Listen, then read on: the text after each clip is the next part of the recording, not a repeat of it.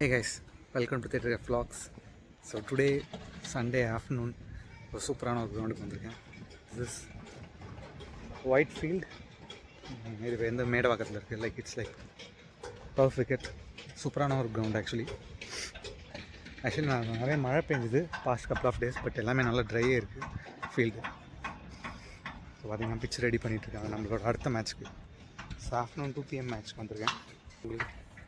நான் வாக் பண்ணுற கேப்பில் ப்ராக்டிஸ் பண்ண ஆரம்பிச்சிட்டாங்க. போனால் திட்டுவாங்களோ போய் பார்ப்போம்.